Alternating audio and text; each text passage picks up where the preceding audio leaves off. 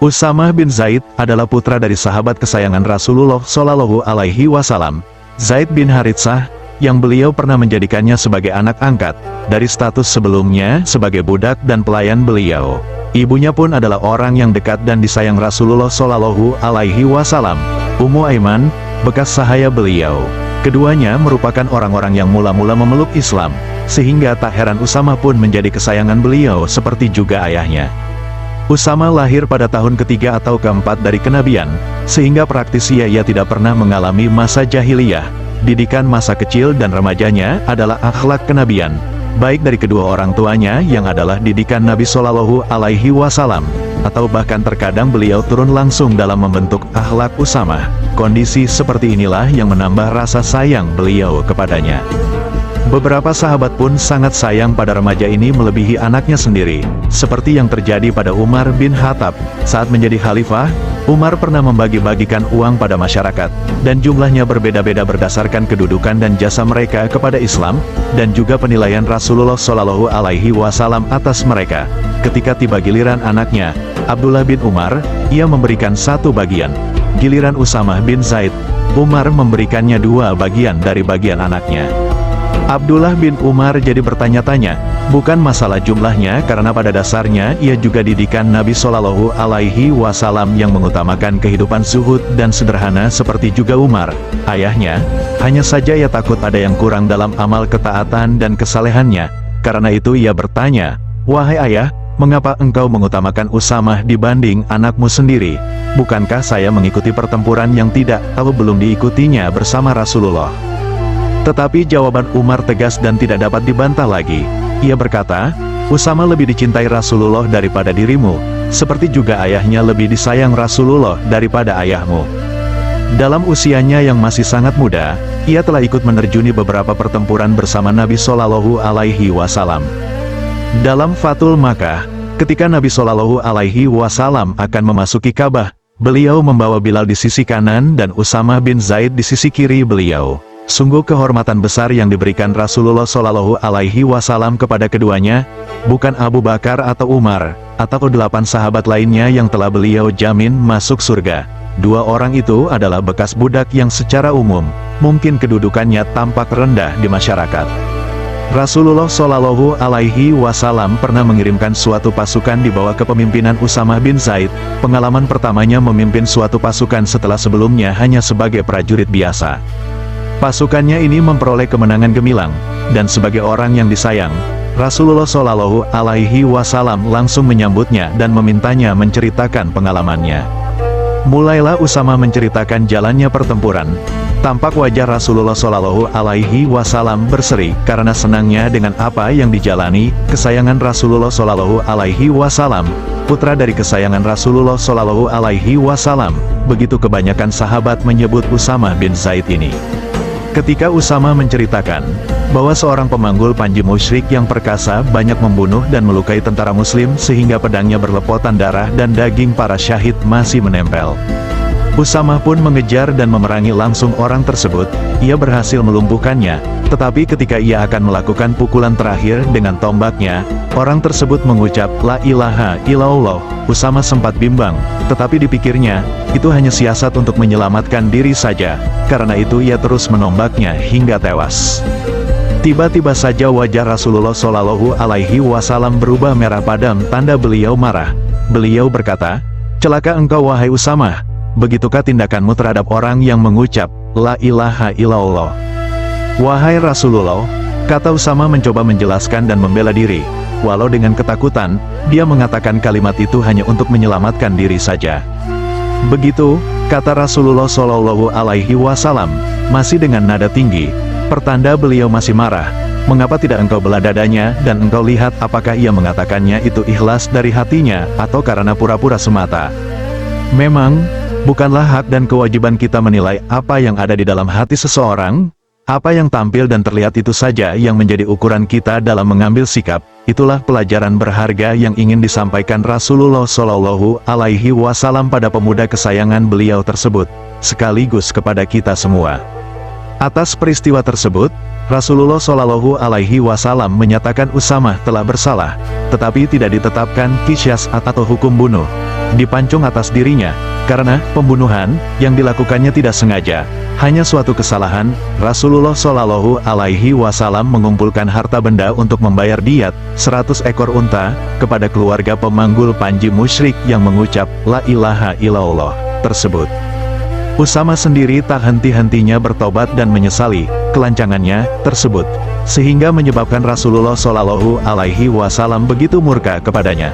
Walaupun kemudian beliau mendoakan untuk mendapat rahmat dan maghfirah Allah baginya, tetapi setiap kali mengingat peristiwa tersebut, selalu saja ia menangis dan menyesal sambil berkata, andai saja ibuku tidak pernah melahirkan diriku. Beberapa hari sebelum wafat, Rasulullah Shallallahu Alaihi Wasallam menghimpun pasukan besar yang akan dikirim ke Syam, tepatnya di wilayah Palestina, pada tempat bernama Abna. Latar belakang pengiriman pasukan ini adalah terbunuhnya Farwah bin Amr al-Juzami, bekas komandan pasukan Arab yang berpihak Romawi, yang juga gubernur Ma'an karena keputusannya memeluk Islam. Ia disalib dan dipenggal kepalanya oleh penguasa Romawi di Palestina. Pasukan besar tersebut terdiri dari pejuang-pejuang senior dari kaum Muhajirin dan Ansar ini, termasuk Umar bin Khattab dan para ahlul Badar lainnya. Rasulullah Shallallahu Alaihi Wasallam memutuskan pimpinan pasukan diserahkan kepada Usamah bin Zaid. Keputusan beliau ini ternyata menimbulkan perbincangan dan kritikan dari beberapa orang sahabat. Yang paling keras komentarnya adalah Ayyashi bin Abi Rabi'ah. Ia berkata, anak kecil itu menjadi komandan dan amir dari kaum Muhajirin awal. Saat itu Rasulullah Shallallahu Alaihi Wasallam telah sakit cukup parah dan beliau tidak mengetahui secara langsung perbincangan pro kontra yang terjadi dan berkembang di masyarakat Madinah. Ketika Umar mengabarkan hal tersebut, beliau bangkit dan mengikat kepala beliau dengan sorban untuk mengurangi rasa sakit. Sambil memakai selimut, beliau naik ke atas mimbar di mana orang-orang sedang berkumpul. Setelah memuji Allah, beliau bersabda, telah kudengar sebagian dari kalian mengecam kepemimpinan Usamah. Demi Allah, jika kalian mengecam dirinya, berarti kalian mengecam bapaknya. Demi Allah, sungguh ia yakni Zaid bin Haritsah layak sebagai pemimpin, dan sepeninggal bapaknya, putranya sangat layak sebagai pemimpin. Dan sungguh, Zaid adalah orang yang sangat aku kasihi. Demikian juga Usamah, keduanya layak untuk mendapat semua kebajikan. Karena itu, berwasiatlah kalian dalam kebajikan karena ia adalah sebaik-baiknya orang di tengah kalian. Peristiwa tersebut terjadi pada hari Sabtu tanggal 10 Rabiul Awal. Setelah khutbah beliau itu, para sahabat yang ikut dalam pasukan tersebut berpamitan kepada Rasulullah Shallallahu Alaihi Wasallam, termasuk Umar bin Khattab. Hari Ahadnya, Usamah menemui Rasulullah Shallallahu Alaihi Wasallam. Keadaan sakit beliau makin parah dan sempat pingsan. Setelah siuman, Usamah membungkuk dan mencium beliau sambil matanya berkaca-kaca. Tetapi Rasulullah Shallallahu Alaihi Wasallam hanya mengangkat tangannya, seakan-akan berdoa, kemudian beliau mengusapkannya ke wajah Usamah. Usamah menangkap isyarat tersebut sebagai doa restu untuk keberangkatannya. Ia pun berangkat menuju tempat pasukan berkumpul di Jurf, sebuah tempat tidak jauh di luar Madinah, sekitar 3 mil. Senin pagi tanggal 12 Rabiul Awal tahun 11 Hijriah, seharusnya ia memberangkatkan pasukannya ke Palestina, tetapi Usamah merasa tidak tenang dengan kondisi Rasulullah Shallallahu Alaihi Wasallam yang ditinggalkannya kemarin. Karena itu ia kembali ke rumah Rasulullah Shallallahu Alaihi Wasallam, dan setibanya di sana, beliau tampak sehat. Usamah pun gembira. Beliau sekali lagi mendoakan Usamah, kemudian bersabda, berangkatlah engkau dengan berkat dari Allah. Usamah kembali ke pasukannya di Jurf. Ia segera mempersiapkan diri untuk segera berangkat, tetapi belum sempat bergerak. Datang utusan dari ibunya, Ummu Aiman, yang memberi kabar bahwa Rasulullah Shallallahu Alaihi Wasallam telah wafat. Usamah memerintahkan pasukan untuk kembali ke Madinah. Buraidah bin Husayb, sahabat yang diperintahkan Rasulullah Shallallahu Alaihi Wasallam membawa dan menyerahkan panji ke rumah Usamah, membawanya kembali dan menancapkannya di sebelah rumah beliau. Setelah wafatnya Rasulullah Shallallahu Alaihi Wasallam dan Abu Bakar terpilih jadi khalifah, wacana pasukan yang dipimpin Usamah kembali mengemuka. Sebagian sahabat yang dipimpin Umar bin Khattab berpendapat bahwa pengiriman pasukan tersebut harus dibatalkan, karena banyak sekali kabilah yang murtad dan bersiap menyusun kekuatan kembali untuk lepas dari pemerintahan Islam di Madinah. Mereka ini khawatir jika kabilah-kabilah tersebut menyerang Madinah. Usamah sendiri berada dalam kelompok ini, karena pendapat tersebut yang paling masuk akal. Tetapi bukan as-Siddiq namanya kalau Abu Bakar hanya menuruti pendapat yang hanya berdasar logika semata. Karena itu ia berkeras mengirim pasukan tersebut sesuai perintah Rasulullah Shallallahu Alaihi Wasallam. Setelah gagal mempengaruhi khalifah baru untuk membatalkan keberangkatan pasukan ke Palestina, muncullah wacana kedua, yakni penggantian pimpinan pasukan karena Usama hanya seorang pemuda 20 tahunan. Di antara personal pasukan tersebut terdapat sahabat-sahabat utama yang ikut terjun dalam pertempuran bersama Rasulullah Shallallahu Alaihi Wasallam di dalam perang Badar, Uhud dan peperangan lainnya yang cukup terkenal kepahlawanannya, misalnya saja Sa'ad bin Abi Waqqas, Abu Ubaidah bin Jarrah, Zubair bin Awam, Talha bin Ubaidillah, dan lain-lainnya termasuk Umar sendiri. Mereka itu yang lebih pantas menjadi komandan. Sekali lagi, tokoh pengusul ini adalah Umar bin Khattab, dan kali ini reaksi Abu Bakar cukup keras. Celaka engkau wahai Ibnu Khattab, pantaskah saya memecat seseorang sebagai komandan pasukan yakni Usama bin Zaid, padahal Rasulullah Shallallahu Alaihi Wasallam sendiri yang telah mengangkatnya. Dengan reaksi yang begitu keras dan tegas ini, para sahabat tidak ada lagi yang berani mengemukakan pendapat. Abu Bakar yang biasanya mereka kenal lemah lembut dan gampang menangis, tiba-tiba menjadi begitu keras dan tegas. Tetapi sikap seperti itulah yang memang diperlukan di saat kondisi kaum muslimin sedang labil karena wafatnya Rasulullah Shallallahu Alaihi Wasallam. Abu Bakar berkata, "Berangkatkanlah pasukan Usamah. Sesungguhnya aku tidak peduli jika binatang-binatang buas akan menerkam dan mencabik-cabikku di Madinah karena berangkatnya pasukan tersebut. Sesungguhnya telah turun wahyu kepada Rasulullah Shallallahu Alaihi Wasallam, berangkatkan pasukan Usamah, dan aku tidak akan mengubah keputusan beliau. Hanya saja aku meminta kepada Usamah agar mengizinkan Umar tinggal di Madinah karena aku memerlukan buah pikirannya untuk membantuku di sini. Tetapi jika Usamah tidak mengizinkan, aku tidak akan memaksanya lagi." Tentu saja dengan senang hati Usamah mengizinkan, atau lebih tepatnya memenuhi permintaan Abu Bakar tersebut agar Umar tetap tinggal di Madinah. Pasukan Usamah kembali bergerak ke arah Jurf, tempat di mana Rasulullah Shallallahu Alaihi Wasallam telah menetapkan untuk berkumpul. Abu Bakar mengiring keberangkatan pasukan dengan berjalan kaki dan menuntun tunggangan Usamah, sedang tunggangan Abu Bakar dituntun oleh Abdurrahman bin Auf. Abu Bakar juga sempat berkata, "Siapapun mereka yang pernah ditunjuk Rasulullah untuk berangkat bersama Usamah, janganlah sampai tertinggal. Demi Allah, tidaklah didatangkan kepadaku orang yang tertinggal tersebut, kecuali aku akan memerintahkan dirinya menyusul Usamah dengan berjalan kaki." Usamah merasa tidak enak dengan Abu Bakar yang berjalan kaki, apalagi menuntun tunggangannya layaknya seorang budak atau penunjuk jalan saja. Ia berkata, "Wahai Khalifah Rasulullah, naikilah tungganganmu, atau aku akan turun saja berjalan kaki bersamamu." "Jangan," kata Abu Bakar, "tetaplah engkau di tungganganmu. Aku ingin kakiku berdebu di jalan Allah."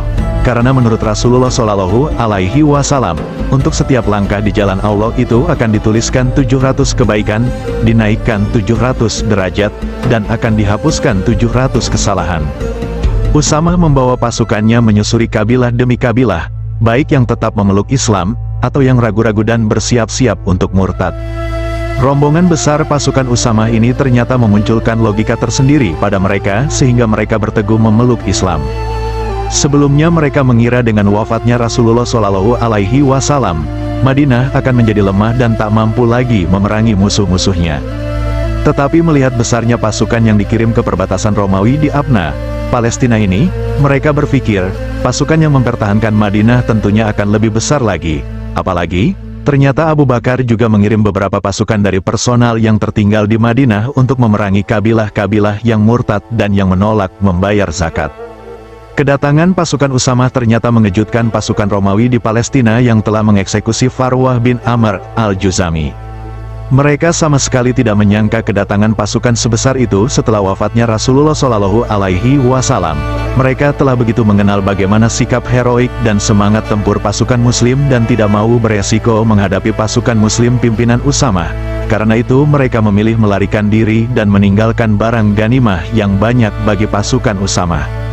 Kemenangan pasukan Usamah memberikan dukungan psikologis yang positif terhadap kelangsungan Islam ketika Rasulullah Shallallahu Alaihi Wasallam wafat. Mungkin beliau telah menerima isyarat bagaimana suasana masyarakat Islam ketika beliau wafat, dan kekacauan yang akan terjadi. Karena itu, Tampak sekali beliau memaksakan untuk membentuk dan mengirim pasukan Usamah, walau saat itu keadaan beliau sakit parah, dan terbukti kemudian nubuwah ini, bahwa perintah beliau memberikan manfaat besar bagi umat Islam di masa kritis pergantian pimpinan pemerintahan Islam ke Khalifah Abu Bakar. Karena pengalamannya mendapat celaan Rasulullah Shallallahu Alaihi Wasallam, Usamah jadi sangat berhati-hati dalam urusan jiwa manusia. Ketika terjadi pertikaian antara Ali bin Abi Thalib dan Muawiyah, ia mengurung diri di rumahnya. Sebenarnya ia mengetahui kalau Ali dalam jalan kebenaran, tetapi ia memilih untuk tidak berpihak kepada keduanya. Ia mengirim surat kepada Ali, yang ia ikut membayatnya sebagai khalifah, sebagai berikut, "Demi Allah wahai Amirul Mukminin, seandainya Anda meminta saya untuk menemani Anda memasuki kandang harimau, saya pasti akan melakukannya. Tetapi sekali-kali saya tidak akan menyentuh kulit seorang muslim dengan ujung pedang saya." Ketika beberapa sahabat yang memihak Ali juga berusaha untuk mengubah pendiriannya, Usamah berkata tegas, "Saya tidak akan pernah memerangi orang-orang yang mengucapkan la ilaha illallah selama-lamanya." Salah satu dari mereka sempat mendebatnya, "Bukankah Allah telah berfirman, dan perangilah mereka hingga tidak ada lagi fitnah, dan agama seluruhnya adalah milik Allah?" Usamah pun menjawab, "Ayat itu ditujukan untuk memerangi orang-orang musyrik, dan kita telah memerangi mereka hingga fitnah telah lenyap dan agama seluruhnya menjadi milik Allah." Bagaimana tidak, dalam suatu pertempuran melawan kaum musyrik, di mana berlaku hukum, membunuh atau dibunuh, ia telah dicela dengan keras oleh Rasulullah Shallallahu Alaihi Wasallam karena membunuh seorang kafir yang membaca la ilaha illallah, yang menurut pemahaman atau ijtihadnya hanyalah untuk menyelamatkan diri saja. Sangat mungkin terjadi si kafir itu akan balik membunuhnya, jika ia melepaskannya saat itu. Apalagi pedangnya pun masih terhunus. Tetapi itu pun bukan alasan yang bisa diterima Rasulullah Shallallahu Alaihi Wasallam. Bagaimana lagi ia akan mempertanggungjawabkan kepada Rasulullah Shallallahu Alaihi Wasallam jika ia membunuh seseorang yang jelas-jelas beriman kepada Allah dan Rasul-Nya, jelas-jelas orang yang beragama Islam dan menjalankan salat seperti dirinya dan kaum muslimin lainnya. Seorang sahabat lainnya memang pernah bertanya kepada Rasulullah Shallallahu Alaihi Wasallam atas suatu peristiwa dalam pertempuran yang lebih kurang sama dengan peristiwa Usamah tersebut. Rasulullah Shallallahu Alaihi Wasallam bersabda, "Kalau itu terjadi, si kafir akan memperoleh balasan seperti keadaan engkau sebelum membunuhnya, dan engkau akan memperoleh balasan seperti keadaan si kafir sebelum ia terbunuh." Maksudnya, orang kafir tersebut yang membaca la ilaha illallah ketika akan terbunuh akan memperoleh pahala syahid, sedang sang sahabat yang membunuh bisa jatuh dalam kemusyrikan dan kekafiran kalau ia tidak bertaubat. Usamah terus menyendiri di tengah pergolakan kaum muslimin, dan ia tidak mau terlibat dengan pertentangan mereka. Saat itu terdapat dua kubu kekuatan Islam, Muawiyah yang menjabat sebagai khalifah berkedudukan di Syam, sedang kelompok oposisi, yang merasa keturunan Ali bin Abi Thalib lebih berhak atas jabatan khalifah bermarkas di Kufah, Irak, tetapi tanpa pimpinan, atau khalifah, yang jelas. Di saat itulah, di tahun 54 Hijriah Usamah bin Zaid meninggal dunia.